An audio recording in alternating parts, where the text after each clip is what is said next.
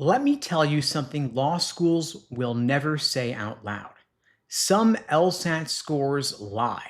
Not because students cheat, not because accommodations are wrong, but because once you add in extra time, your LSAT score often stops predicting your law school performance the way schools think it does. And here is the most important part. Law schools usually don't even know whether an LSAT score was earned with extra time. Of course, admissions will see your LSAT score number, they'll see your percentile, they'll see your undergraduate GPA, but they do not see whether your LSAT was taken with standard timing or extended time. That means law schools all treat LSAT scores as if they mean the same thing, even when the data shows they don't. And this is not speculation. This is LSAC's own research showing this. And if you're applying to law school soon, this affects how your application is evaluated, how ready you are for 1L, and whether your LSAT score might give you a false sense of certainty. Now, the LSAT exists for one reason. It is meant to help law schools predict who will succeed in law school. Law schools don't love the LSAT for the LSAT's sake. They love it because, on average, higher LSAT scores line up with higher first-year law school grades. That general relationship is real, but on average hides important exceptions. And one of the biggest exceptions involves extra time. The data shows that students who receive extra time on the LSAT score on average 4 to 5 points higher than they would under standard timing. And 4 to 5 points can change everything for your law school admissions chances, whether you get in versus whether you get rejected, whether you get scholarships or not, and whether you end up going to your backup safety school versus your top choice reach school. And of course, extra time does work on the LSAT. It helps you finish more questions, helps you rush less at the end, and helps you avoid panicking. But the real issue is what that higher score actually represents. Like I said, law schools do not know whether your LSAT score was earned with extra time. That information is not reported to admissions. And so when a school sees a 170, it treats that 170 the same way every single time. But LSAC's own data shows that's a problem because LSAT scores earned with extra time often do not predict law school performance the same way. The research shows that LSAT scores earned with extra time often overestimate how well students will do in law school. In other words, your LSAT score says the student should do very well, but the first year law school grades come back lower. So imagine you've got two students with the same GPA, they go to the same law school, they have the same background, and both got a 170 on the LSAT. But one student got that 170 with standard timing, the other got it with extra time. And so according to LSAC's data, the second 170 scorer will often perform more like a 160 or 165 at best once first-year law school grades come in. And this isn't just based on one study. It shows up again and again and again in LSAC's data. One LSAC study found that students with extra time entered law school with higher LSAT rankings, but were much more likely to finish near the bottom of the class. Almost 20% ended up in the bottom 10%, and only 10% reached the top 20%. Later studies showed the same pattern. Then in 2017, LSAC studied over 120,000 students without extra time and hundreds who did get extra time, and their LSAT scores looked nearly identical. But after the first year of law school, the extra time group earned grades much lower on average. Now here's the key point. When LSAC combined LSAT scores and undergraduate GPA, which is the same formula, the same index that law schools themselves rely upon, that combined score still over-predicted performance for students who received extra time. And even when schools adjust for GPA, the prediction still breaks. And of course, let me be very clear, this does not mean that accommodations are unfair, that students with disabilities can't succeed, or that law schools shouldn't support students who have special needs. And there are plenty of accommodations that do not cause this issue. Students who have exams with larger typeface, larger print, or paper and pencil formats, those scores probably predict law school grades just fine. The consistent outlier is extra time. Across many studies, researchers reach the same conclusion. Scores earned with extra time are not directly comparable to scores earned under standard timing. And it makes sense because the LSAT is extremely time pressured. Most test takers run out of time or they rush near the end, they guess on the last couple questions, and they're leaving points on the table when the clock runs out. Extra time fixes those issues. But those are the issues the LSAT's meant to test. And law school exams might work a little bit differently because they're not rewarding careful perfection. They're not the multiple choice. They're rewarding your ability to spot issues quickly and manage limited time and write clear, efficient answers. And many law school exams include long, messy fact patterns, unclear issue boundaries, and word limits. And in that environment, extra time doesn't really solve the main problem. You can't find an issue that you didn't recognize in the first place, no matter how much time you have. So this creates a kind of skill mismatch. Extra time raises LSAT scores, but it doesn't reliably raise law school grades in the same way. Now, if your LSAT score depends heavily on extra time, if you truly need and deserve the extra time, that's totally fine. I'm not saying that you shouldn't get it. That does not mean that you cannot succeed in law school. But you've got to stop treating your LSAT score as a guarantee of how you will do once you're in law school. Your score can help you get in, but it does not promise that law school exams are going to feel manageable, and you should know that going in. And if you get extra time on your LSAT, maybe you'll get it in law school, maybe you won't. But my point is that extra time on the LSAT does not mean that extra time in law school will help you the same way. You might need a different sort of accommodation in order to be on a level playing field or perform well in law school. Now, you will hear stories about students with accommodations who dominate law school and succeed, but the data does not support that overall. In other words, those stories could be anecdotes that are unrepresentative. On average, LSAT scores might be great, but law school grades come back a little bit lower, and you should be planning your future given this. This is giving you false certainty if you assume apples to apples with LSAT versus law school. So you don't want to be overconfident going into law school because law school does not grade your effort. It doesn't grade your intelligence. It grades your performance under constraints within limits. And if your LSAT score came from an environment that removed the main limit law school keeps, like timing, you should know that before you get into law school. Use the LSAT to get in, then train for what comes next. Because law school is not going to care how you earned your LSAT score. It will care only how you perform when the timing is tight, the answer isn't clear, and every decision costs something. That is the real test. And law schools, like I said, will not know whether you got extra time or not. It is not disclosed on your LSAT score report due to the Americans with Disabilities Act. In other words, your accommodations are a secret between you and LSAC. Nobody else has to know. Don't talk about it in your law school essay, certainly. And I hear some comments in the chat here. I know I may have ruffled some feathers with my comments here.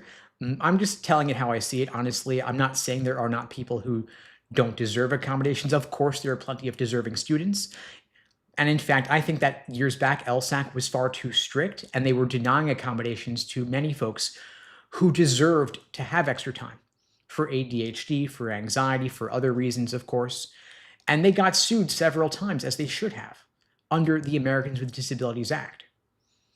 But I think it's possible that LSAC may have swung the pendulum too far in the other direction. In other words, before they were being too strict, denying accommodations to those who deserved them, but now they may have overcompensated and become a bit too liberal, granting accommodations to those who do not need them, who do not deserve them, and that's part of what's causing all this LSAT score inflation.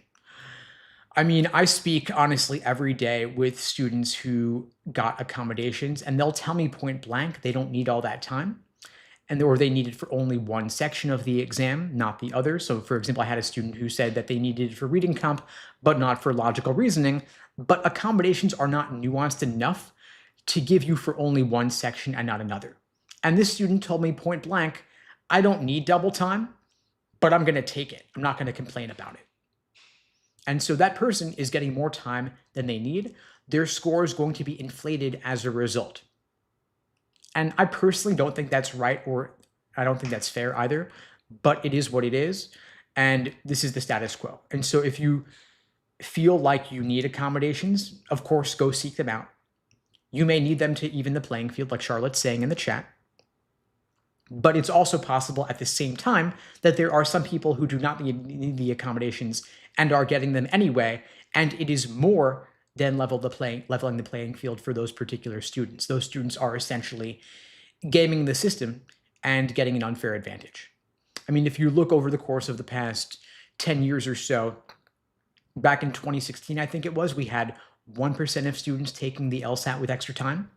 We've now got 11% of students taking it with extra time, according to data going back to 2023. So that's roughly a 10x increase, and maybe all 11% of those test takers actually need them, but that percentage may be higher now, and it's possible there are some students who do not need the accommodations but got them anyway.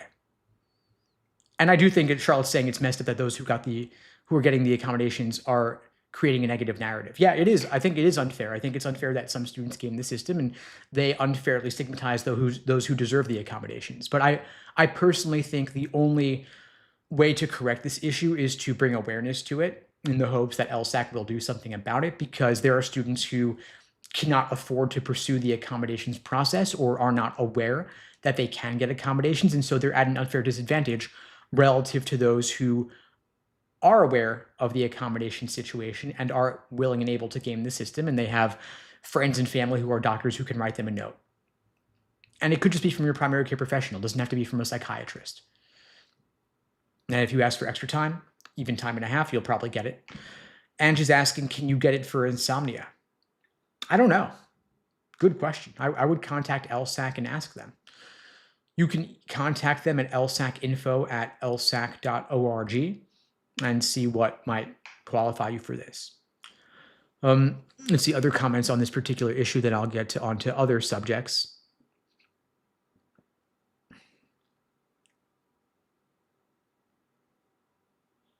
Okay, Riley's asking, will accommodations hurt my admissions chances?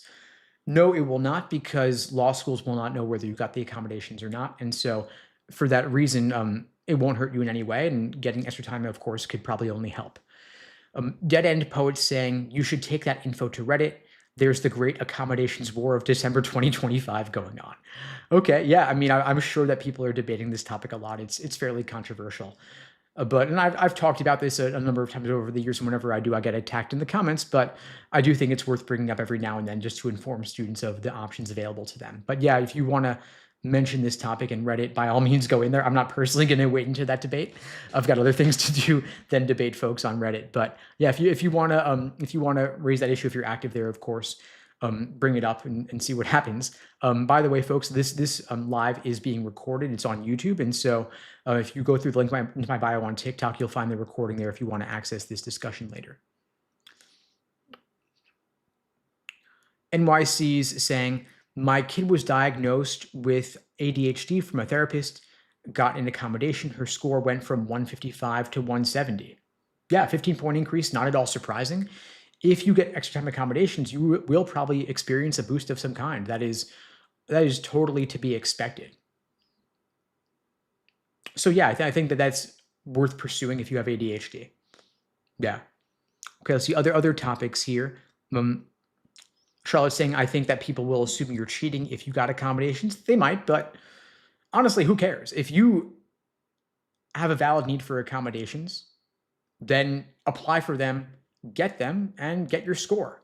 Random people on Reddit who would criticize you for that, I mean, they're randos, they're not your friends, you're never going to see them again. What does it matter what they have to say? And if you don't want to get criticism, then just don't even talk about it on Reddit, right? But if you have valid need for the accommodations, pursue them. Don't feel guilty. Just get what you need. And yes, ADHD is a totally valid reason. I think the two biggest reasons people typically pursue accommodations are ADHD and anxiety. You could also get them for having migraines, for example, or sight and visual impairments. So yeah, of course, pursue it for those reasons or possibly others as well. Got a question here from someone with a lot of a square emoji in their username asking, does going to a top 10 undergrad help my chances of getting into a T14? Maybe a little bit. It's not going to give you a huge significant boost of any kind. Typically, the biggest reasons that the biggest ways to maximize your odds of getting into law school are going to be including a T14 would be getting a higher LSAT score and a higher GPA.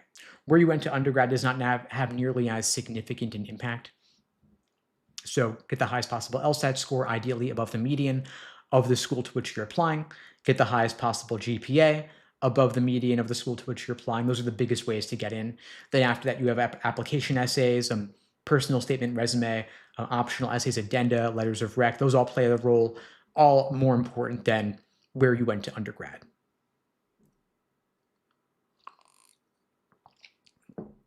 FH is asking, can you explain the Socratic review method and how it's different from building awareness or active review?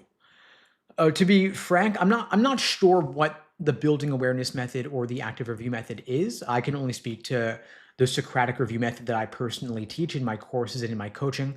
The way it works is that we want to drill down to the root cause of what you're getting wrong and why. And so we want to look at when you get a question wrong, say, for example, in logical reasoning, was your mistake in the stimulus, the question stem, or the answer choices? If it was in the stimulus, was it a confusing wording of the stimulus? Was the conclusion buried in the middle of the argument?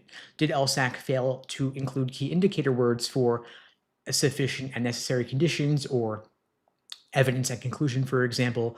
Did they use annoying or difficult words like unless, except, until, or without? If it was the question stem, was there confusing wording in the question stem, making it difficult to recognize that it was a more common question type? If it was in the answer choices, was it a tempting wrong answer choice that appealed to you? Was it an unappealing answer choice that discouraged you in the right answer?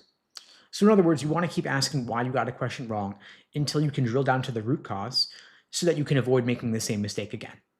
And you might want to keep a wrong answer journal or a mistake log to document your errors and your mistakes, to reveal common patterns in the errors of your thought process so that you can avoid making the same mistake again. And by the way, folks, if you want to talk through any of these issues in more depth, I'm offering free LSAT tutoring lessons to everybody out there watching this now or later. You can book that free tutoring lesson with me personally through the link in the description below the video on YouTube, in the chat on YouTube, or in my bio on TikTok as well. The link is unpluggedprep.com/start.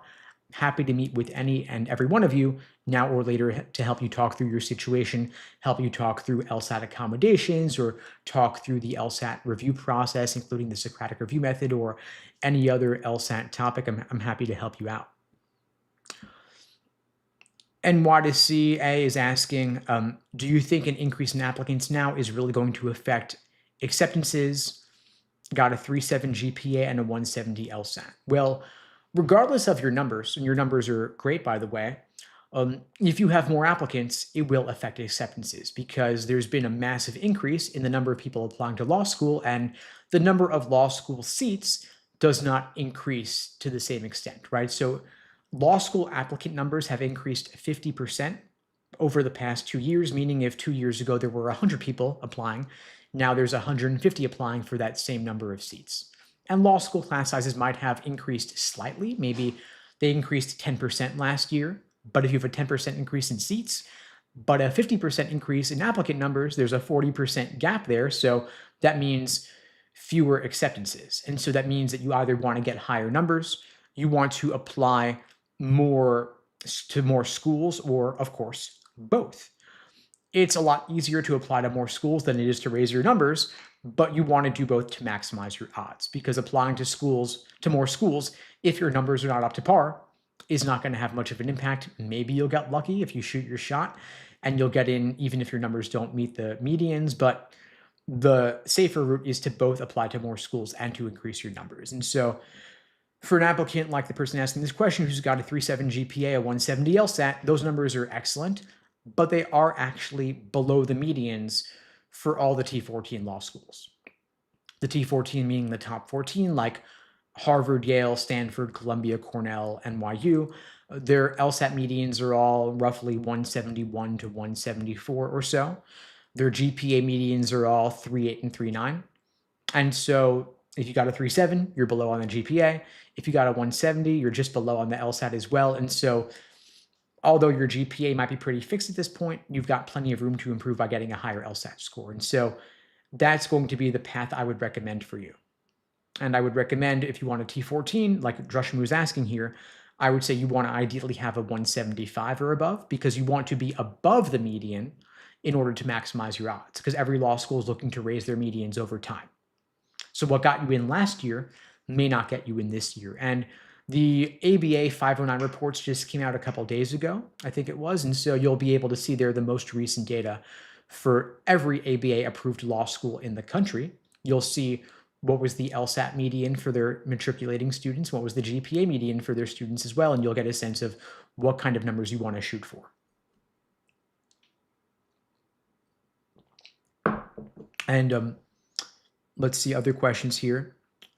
Charlotte's asking, why do you think so many people are applying now? A lot of factors. I mean, you still have the tail end of the so-called Trump bump. Basically, during the last presidential cycle, a lot of folks who are politically motivated, looking to change the system, to correct injustice that they perceive with the current administration, they're looking to apply to law school to be part of the change, be part of the solution. And so they're getting more politically engaged, politically motivated, and as a result, they see the legal system as a way to do that. So political engagement is one reason people go to law school. Another reason is economic uncertainty. We're kind of in a weird time right now. Lots of inflation, lots of unemployment, lots of anxiety around artificial intelligence disrupting white-collar jobs. And so the idea being, when the economy's bad, you go to law school, wait out the bad economy. Hopefully 3 years from now, things are better. And then you're re-entering the workforce, re-entering the job market when things have hopefully resolved, and you also have better employability because you now have a JD. And so all of that's playing a role, leading to more people applying to law school to upskill themselves. So hopefully things are better 3 years from now. We'll see what happens, of course. More education is probably only going to help you out, but you also want to go to a law school that's worth going to, meaning that you want to go into a school that has good employment outcomes, that has good par passage rates. You can also see those kinds of stats in the ABA 509 reports as well. Additionally, you want to avoid taking on debt if you can. And the best way to avoid taking on debt for law school is to get scholarship money, to get discounts on tuition, possibly get a full ride. And the way you get that scholarship money is by getting in with much higher numbers than a given school's LSAT medians or GPA medians, because that will give them more reason to want to choose you over another applicant. Now, I've got some comments here on my predictions for 2026 law school admissions. I mean, this is not going to be a normal admissions cycle, and this has nothing to do with you personally. It's because there are a lot of different structural changes hitting at the same time. We've got changes with law school loans, changes with LSAT score inflation, changes with more people applying to law school, and that's all leading things to be more competitive. And I've been teaching the LSAT since 2005. I've watched this cycle repeat itself again and again and again. I saw this back in 2008 during the Great Recession. I saw it again in 2020 with the pandemic.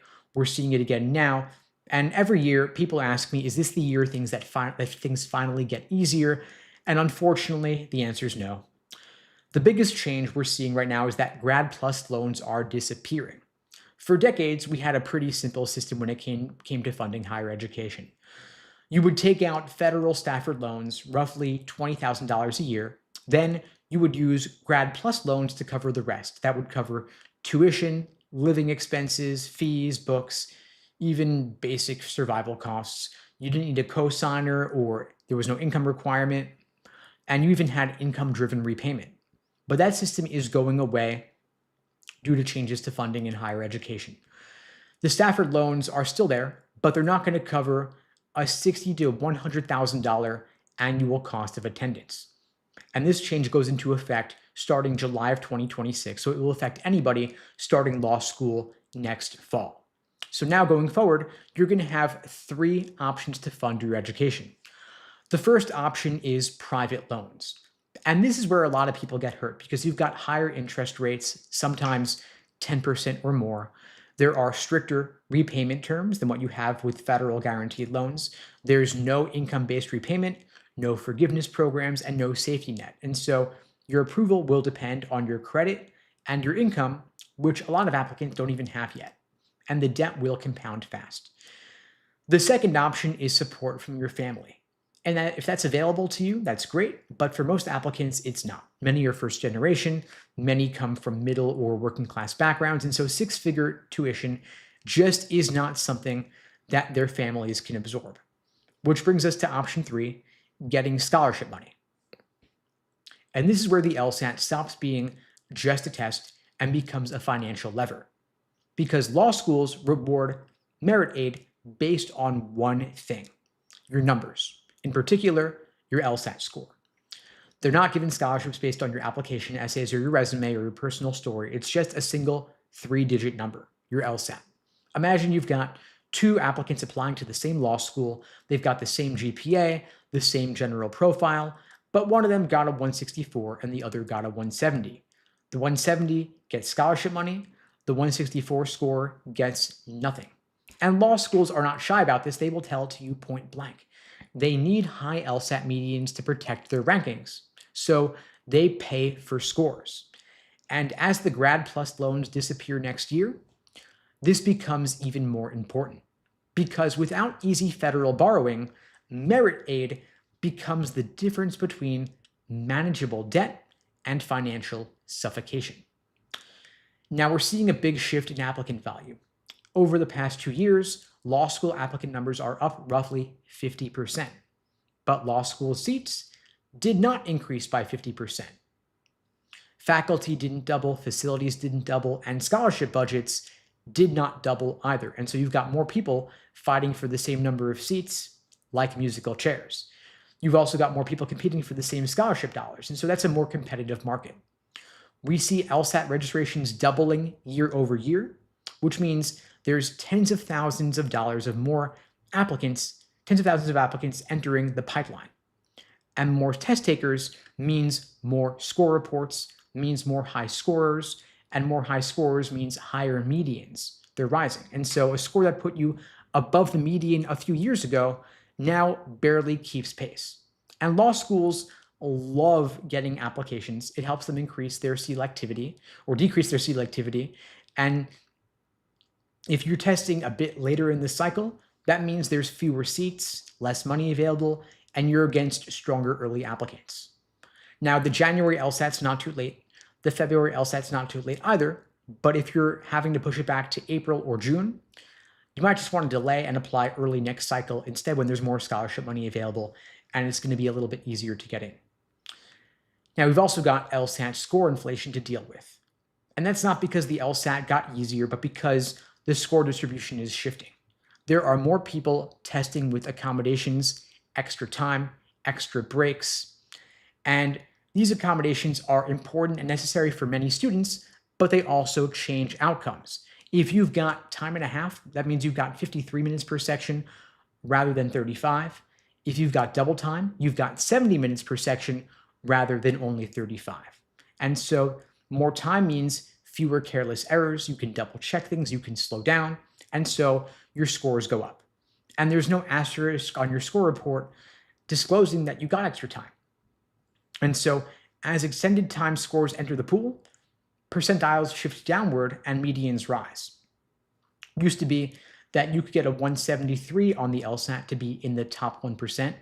Now you've got to get a 175 to be in the top 1%. And if you're testing under standard timing, you're competing on a tougher curve. That means aiming for last year's LSAT median may not be enough, and you might want to hit a school's 75th percentile in order to stand out. Now, this leads to a hard truth that most applicants don't realize until it's too late. A good LSAT score can still wreck you financially. You get in, tuition is, let's say, $70,000 a year. Total cost is $210,000 just for tuition, but then you got living expenses on top of that. Could run $300,000, all is said and done.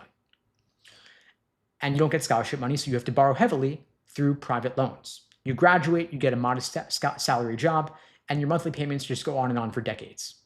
But now let's flip that scenario. Imagine instead you're going to the same school, same tuition, but you scored higher. Let's say you receive $35,000 per year in scholarships. That's over $100,000 in tuition saved off the top. And so your debt load is lower, your monthly payments are lower as well, and you've got more career options. That's why you don't want to treat admissions like a lottery. You want to treat it like a negotiation. You plan early, you plan backwards from your goal, you aim above the medians, and you practice under real-world test day conditions. That way, you have more leverage to bring to the table when you apply. Law school is only getting more expensive, loans are riskier, applicant volume's up, but the LSAT remains the most controllable, highest impact variable in the entire process. Now, I see some comments here coming into the chat here. I'll get to as many of those as I can. We see Bryce here says, I scored a 179 on my LSAT, was rejected by Yale, and waitlisted by Georgetown. GPA was a 3.7. So LSAT was up way above the median, nearly perfect. GPA slightly below the median. And so, I mean, we have other factors, right? We got application essays, we got personal statement, diversity statement, option essays, addenda, resume, letters of rec. All of that could play a role. But these are also just two schools, right? If you want to maximize your odds, you want to blanket the T14, assuming that you'd be willing to go to any of those schools, of course. But with a 179 LSAT, 3.7 GPA, I would imagine Bryce is going to get into a good number of the T14. Maybe not every single one, because while the LSAT is the most important factor, it is not the only factor in admissions. No LSAT score makes you an auto admit. So you want to additionally cast a wide net, but you also want to maximize your odds by having the highest LSAT and having the highest GPA. Drusham was asking, what LSAT would I want for T14 with a comp sci 3.7 GPA? So a 3.7 GPA is a great GPA, of course, but below the medians. I would always aim for a 180, always aim for perfection. No reason to shoot for anything less.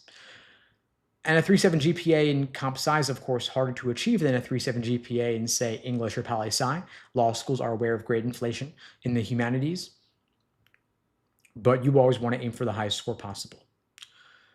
Tuka's asking best strategies for going from 170 to 75th percentile for February or April LSAT. So when we say 75th percentile, I mean, what concrete LSAT score are we talking about here?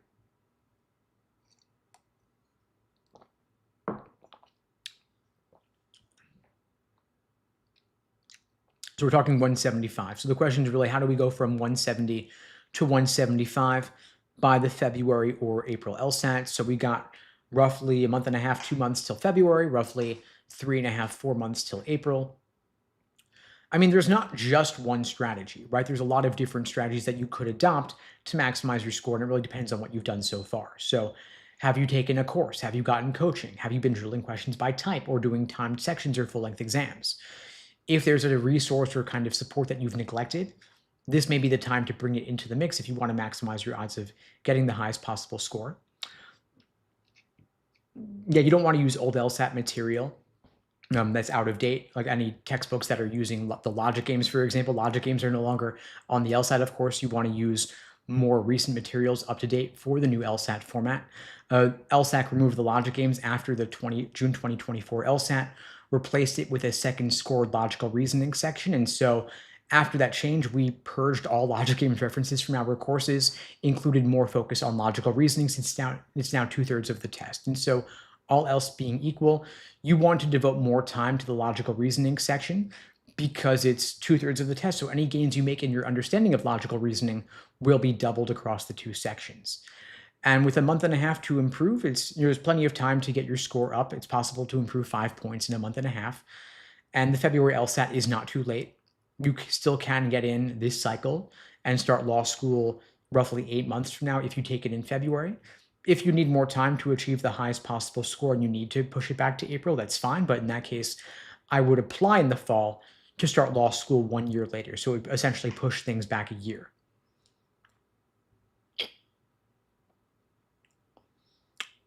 DBAC is asking about the cost of our LSAT coaching. We always like to customize the program for the individual student, given your current score, your goal score, and your time frame. We don't do a one-size-fits-all thing. Everything is custom and tailor-made for the individual. And so if you want to talk through your situation, you can book a free LSAT tutoring lesson with me at unpluggedprep.com/start.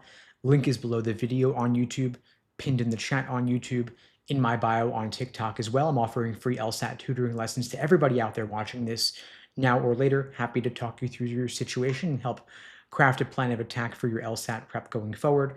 We do have full-time coaches available to help you out, whatever your time frame is. We offer intensive LSAT boot camps for those taking the LSAT in just a month or two, and we have longer term programs as well. And yeah, I really do appreciate your support. Double tap the live, as Lawrence is saying. Appreciate that. Yeah, so I do these live streams every single weekday, same time, same place, 2 p.m. Eastern, 1 Central, 11 Pacific, on both YouTube and TikTok. Really appreciate your sharing this on your socials. The algorithm doesn't really boost lives because they can't run ads during them, and so the only way this grows is through word of mouth. And so really do appreciate your spreading the word. Thank you for your support. Just scanning through here for more questions coming in. Wreck My Room asks, as a college junior, when should you start studying for the LSAT? Depends when you want to take it. I typically recommend ideally at least 3 or 4 months, ideally 5 to 6 months to achieve your fullest potential on the LSAT. And so if you're a college junior, maybe you want to take the LSAT in June or August. That way you have a bit more time to study, say, over the summer. After the semester ends, you could take it in August and then apply that fall to start law school a year from then and essentially be a KJD, going directly from undergrad into law school. That's one route that a lot of students take. It's not a bad one. If you want to do it sooner, if you want to take it in April and your spring semester is pretty light, that could be a valid, viable route to go as well.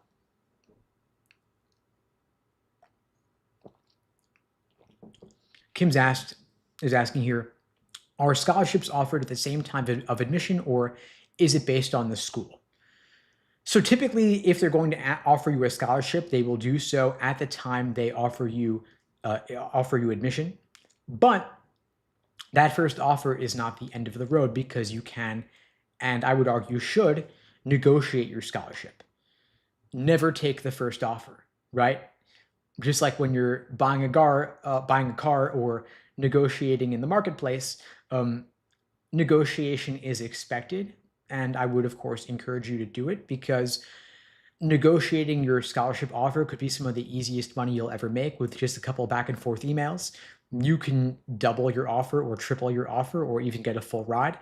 And the best way to be in a powerful negotiating position is to be a desirable candidate, to be a more attractive candidate. And the way you become a more attractive candidate is by having better numbers. And so the higher your LSAT and your GPA are above the median of the school to which you are applying, the more reason they're going to have to offer you scholarships, because you will raise the average quality, academically at least, of their entering class and help them raise their standing in the ever important US News Law School rankings.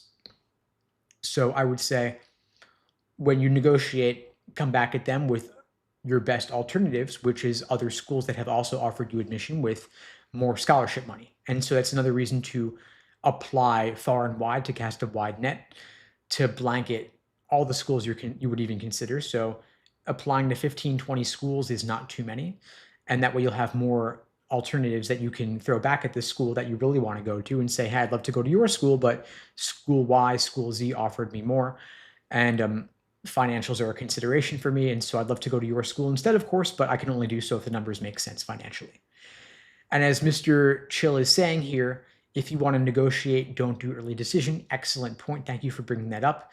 Yes. So if you apply early decision, you lose all negotiation leverage, because you are basically telling them that if you are accepted, you will choose their school in particular, regardless of finances. And so early decision, not a good idea if you care at all about scholarship negotiation. If money is no object and you can pay sticker and don't mind paying sticker, then of course, different story, but most folks are not in that position. Real Opie's asking a chances question. My son has a 171 LSAT, 385 GPA, and a letter of rec from a sitting congressman. What are his odds of a T14? So the letter of rec from a sitting congressman, that may not carry a ton of weight unless the congressman actually knows your son well. Let's say if this is your standard situation where college kid interns for member of Congress, but had very little interaction directly with the member, it may actually be more valuable to have the letter from the direct supervisor in that office, like the chief of staff. But if he was more directly interacting with the member and helped with legislation, and this wasn't just an internship, but rather more a full-time, longer-term position, then it might be taken more seriously. But you always want to go for the depth and the detail of the letter and the specifics rather than the letterhead the letter is on. And so if it's a situation where an applicant's parent is friends with a judge and the judge says so-and-so is a good kid, but doesn't really know them and is just kind of doing a favor, that's not going to have nearly as much impact. I can't say specific odds of like, is it a 50-50, is it a 40-60? I can't do chances for schools. There's nearly 200 ABA approved law schools. I don't know all the medians off the top of my head. A 171 LSAT, a 385 GPA is viable. It's reasonable for getting into a T14. It's about on par with the numbers, but I can't say specifically for any individual school.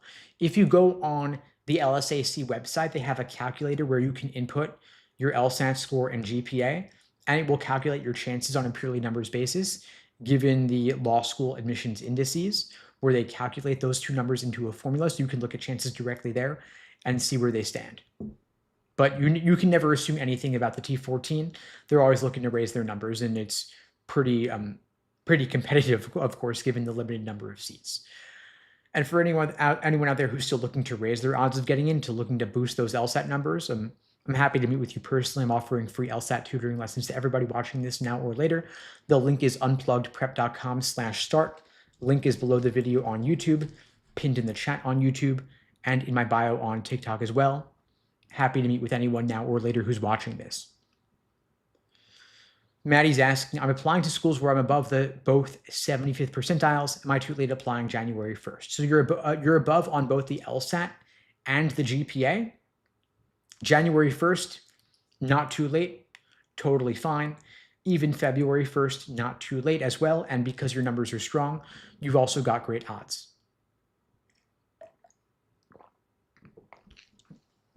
And so for anyone who's looking to work with me one-on-one or work with any of our coaches in the program, we always like to customize the program and the coaching for the individual students. So the best way to get a personalized quote and a personalized plan of attack is to book that free call at unpluggedprep.com/start. And I'll be happy to help you customize a program to fit your situation, given your goals and given your time frame, what you're looking to achieve. Just scanning through the chat here, looking for more questions coming in. Got a question from Jackson asking, I got into a school, Santa Clara, with an offer of $50,000 a year as a scholarship if I stay in the top 50% of the class. So that is a conditional scholarship. And I'm never a fan of conditional scholarships because they're a little bit of a scam. And the reason I say that is because they'll offer a scholarship to a lot of students like that's conditional in nature, but they'll offer it to more people than those who can reasonably get the scholarship. And so let's say, for example, a standard is the school offers a scholarship to say, if you are in the top third of the class, you're going to get a guaranteed scholarship, but they offer that to half the class.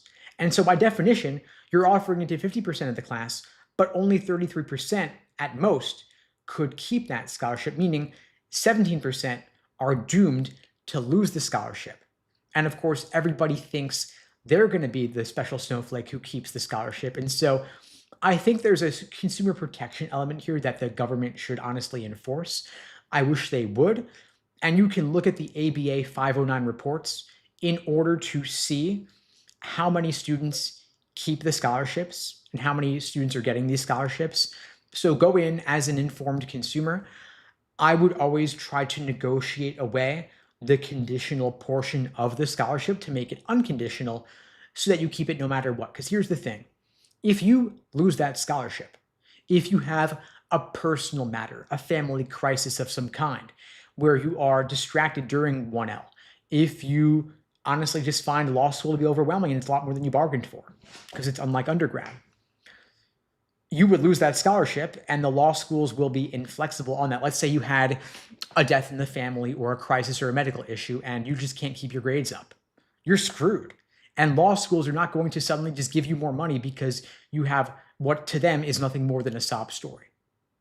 And they're going to be asking you to verify all sorts of details when you're mourning, for all we know, right? In a terrible situation. So things can and do happen. No one ever thinks it'll happen to them, but emergencies do come up all the time and you can't predict them. And so the best way to insure yourself against taking on tens of thousands of dollars in debt that you weren't expecting is to say no to the conditional nature of the scholarship in the first place and negotiate for it to be unconditional, or you just don't go there. So negotiate it away. Could be as simple as a couple of back and forth emails or a couple of phone calls or Zoom calls, and ChatGPT can help you negotiate these kinds of emails. And consider that these schools are way more experienced at negotiating these scholarships than you are, because they do this all day, every day with tons of applicants. And so do some planning and prep work prior to going into the negotiation, and know what you have in your arsenal, like a higher LSAT score. And some folks will even retake the LSAT to be in a stronger negotiating position. Jackie's asking, what should my timeline look like if I want to go to law school by fall 2027?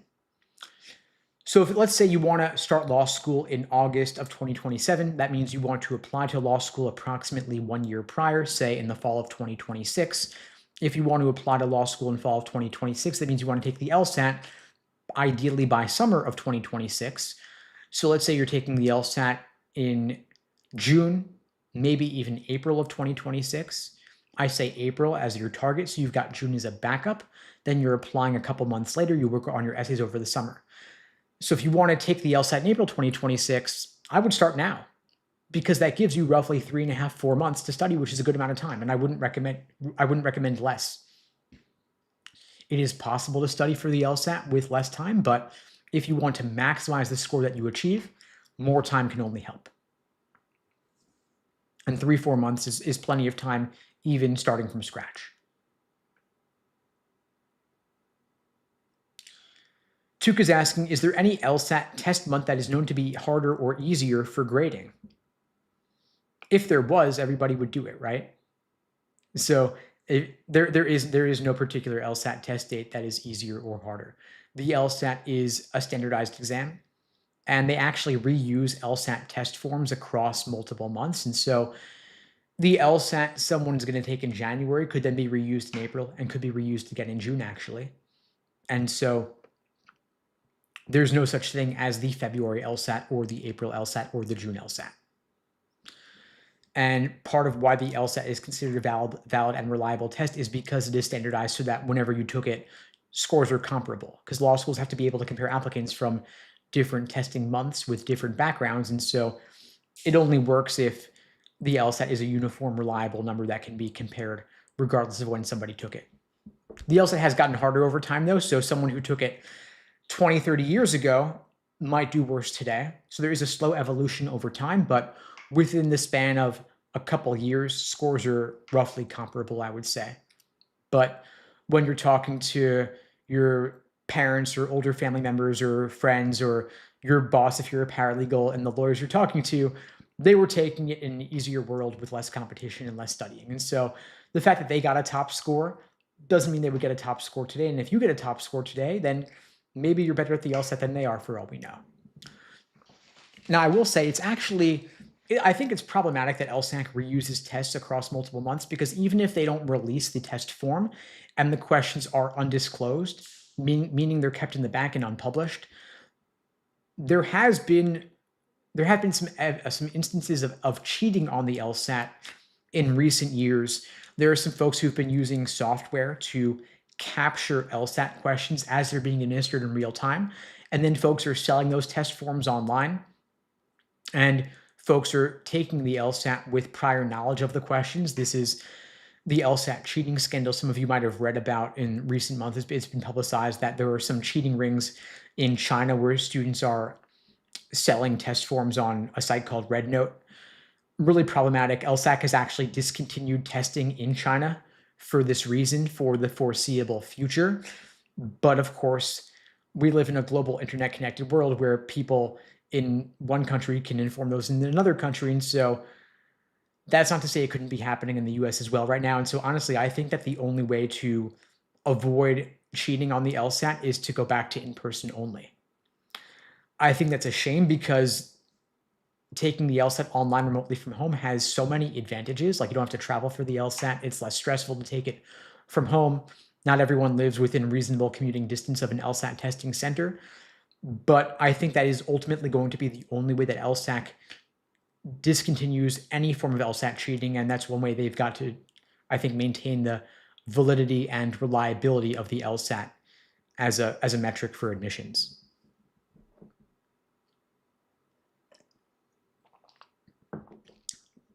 Got a question from Greg asking, what does it mean if every time I get a question wrong, I immediately recognize why it's wrong, especially if I was essentially down to 2?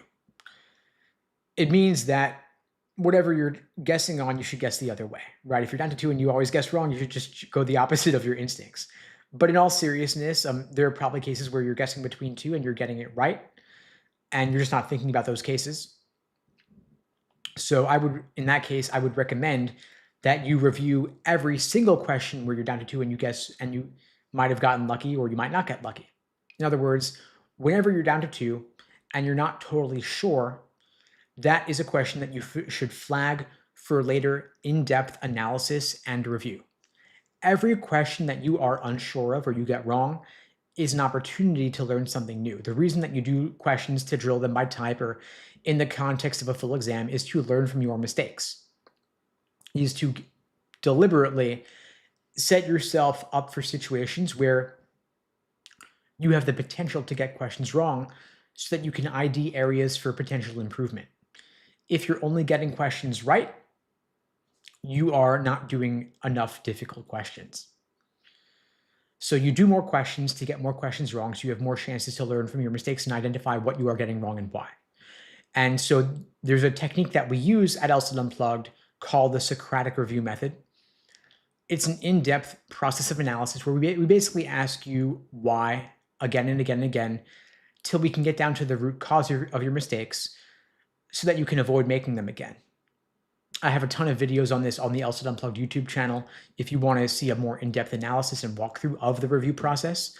I did a video on this, I think it was on Wednesday of last week. So 1 week ago, that would have been December 10th. If you look at the live tab on the channel, I talked about how to keep a wrong answer journal, which relates directly to the review process. So look at that video for more from December 10th, talking about wrong answer journals. And we, of course, covered that in our coaching programs. We walk you through the process live, one-on-one, in depth with the personal questions that you're having struggles with. But you've got to document your review process because it's too easy to look at the answer key and say to yourself, oh, I get it now. How could I have been so dumb? But if you don't actually document it and articulate it, either talking it out loud with a coach or a tutor or a study buddy, or even just in your own notebook, or talk about it to your cat or your dog or whatever, you've got to get it out of your head to make sure that you are articulating exactly what mistakes you're making and why, so that you can avoid making those same mistakes again. One of the biggest mistakes I see with students, especially those who are new to the process, is that they will just take test after test after test. They will then measure themselves. They'll be happy or sad about the results of those tests, and then they just move on to the next exam, but they do the same thing all over again.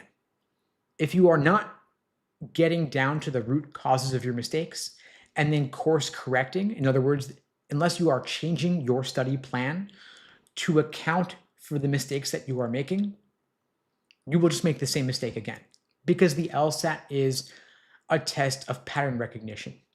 They test the same patterns, the same methods of reasoning again and again and again.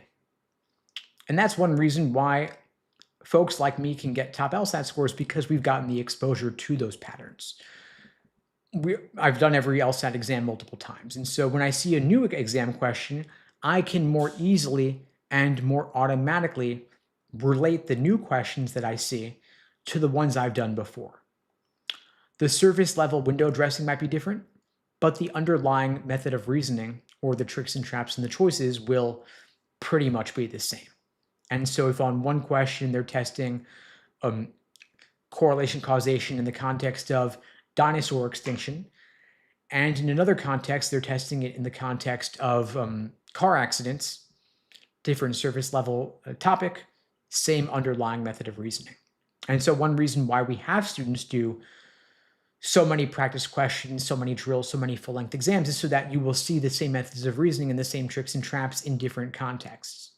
And that way you will be able to more quickly recognize the tricks and traps or the method of reasoning because you are not thinking through that logic for the first time.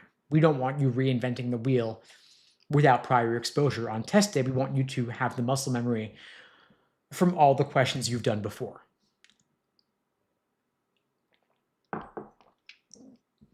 Now, I know we've got some folks in the chat here taking the LSAT in January, only a couple weeks left. And so I'll talk a little bit about prepping for the LSAT in just a couple of weeks. And this is a mistake I see almost every single student make in that final home stretch. They're often the ones who are working the hardest during their winter break. They're studying 6, 8, even 10 hours a day. But the truth is that that effort, no matter how intense it is, it could be wasted on the wrong strategies. But if you can fix that in just a couple weeks, you can completely change your LSAT score trajectory and get scholarship offers that you probably assume are out of reach. The thing is that when you're taking the LSAT with less than a month remaining, you could be in full panic mode where you're trying to make up for lost time by brute forcing everything, taking test after test, endless hours trapped in review, jumping between question types with no clear plan.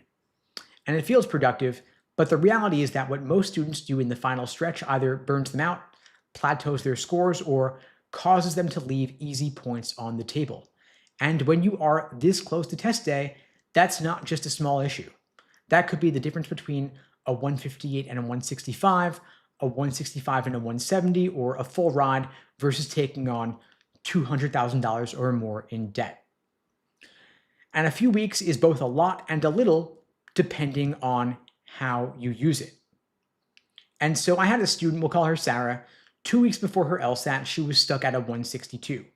She was overwhelmed, stressed, and convinced she had waited too long to make real progress.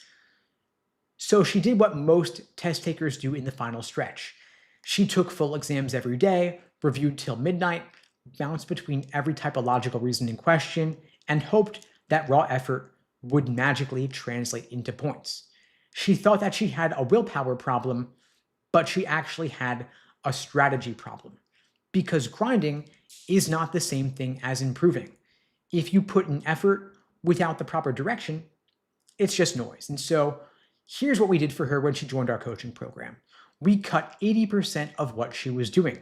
We ID'd the 2 exact friction points holding back her score, and we laser focused only on those.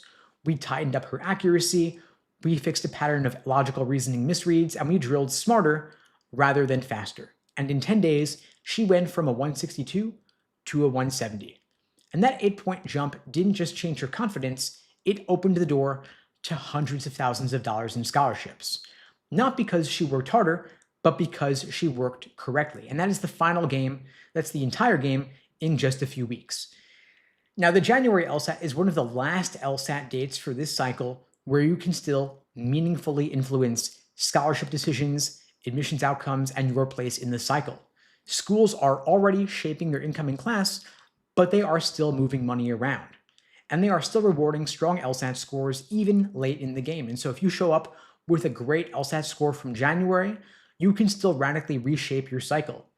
And if January doesn't go the way you want, you've still got February. And for many schools, those scores can still move the needle in a big way. Now, if you've only got a few weeks left, first you want to prioritize high yield areas because not all LSAT questions are created equal. Some are far more common, some are far more predictable, and some provide way more room for improvement. In the final few weeks, your job is to rank question types by frequency, reliability, and speed of improvement. Then you put your energy specifically into those first because that is where the score jumps happen. You also want to cut out the noise because if your study plan involves every single question type, like in other words, like you want to do everything, fix everything, and review everything, that's a waste of time. You want to focus on the high yield areas and you know your patterns. Are you constantly missing necessary assumption, flaw, inference, parallel, whatever the case? You want to double down on the more common question types, specifically necessary assumption, inference, and flaw. If you've only got a few weeks, you don't want to fix or cover the entire LSAT universe. You want to fix the exact leaks that cost you the most points on every single test. Now, you don't want to take a full exam every single day because that is a recipe for burnout. Instead, you want to do 1 or 2 exams a week and then use the other days for shorter, focused drills, like maybe doing 10 logical reasoning questions, 2 reading comp passages, or a couple of drill sets, and with immediate review after the fact. And that review should be targeted, not just reading the explanations. It means that you're breaking down what confused you. It means rewriting the stimulus in your own words, identifying the trap, spotting whatever you misread, and marking the patterns in your mistake journal. That is what fixes the root cause of your mistakes and gets you faster improvements. Now, if you're taking the LSAT in February or April, you've got a little bit more time. You can spend more time on earlier pattern recognition, building a strong foundation, doing more mini drills, and those dates can absolutely change your admissions outcomes, but only if you approach those LSATs intentionally. Now, I'm going to talk through some of the biggest mistakes I see students making with just a few weeks left. The first big mistake is burnout from doing full-length practice tests. The second big mistake is ignoring your strengths. Of course, you should work on your weak areas, but strengthening helps you lock in points that are virtually guaranteed and gives you time to tackle harder questions. The third big mistake is guessing without a strategy. If you are running out of time on a section, if you're guessing randomly, you are leaving points on the table. You want a predictable process of elimination where you can knock out extreme answers, knock out irrelevant answers, and then guess between the remaining choices if you are pressed for time. Now, the final big mistake is giving up too soon. Now, if you've only got a few weeks, you can absolutely still make a big difference in your score. If you can target a weak area or correct a misconception regarding a common question type, there's usually a pretty quick score boost to be had, meaning there is still a lot of low-hanging fruit. But you've got to stop panicking. You've got to stop trying to do everything and stop chasing volume for the sake of volume. Focus on what works, prioritize the highest impact, high yield areas, and review in depth. But you've still got time to improve. And if you want my support, I'm offering free LSAT tutoring lessons to everybody out there watching this now or later. The link is unpluggedprep.com/start. I'll put it here in the chat. It's below the video on YouTube, pinned in the chat on YouTube, and in my bio on TikTok as well. Open offer to everybody watching this now or later. And if you find these daily live streams helpful, I offer this every single day of the week, same time, same place, 5 days a week on weekdays, 2 p.m. Eastern, 1 Central, 11 Pacific, same time, same place, here on YouTube, on TikTok, pinned in the chat on YouTube as well, in my bio on TikTok. Really appreciate your spreading the word. The only way this grows is through word of mouth. I don't do any advertising for these lives, and the algorithm doesn't really boost them because they can't run ads during them. And so I really appreciate your spreading the word. The more this grows over time, the more I'll expand it over time. Longer live streams, more of them, more days a week. I'll bring in other coaches as well. And so I do appreciate your support spreading the word. That's all for now, folks. I'll see you tomorrow, same time, same place. In the meantime, I wish you all the best and take care.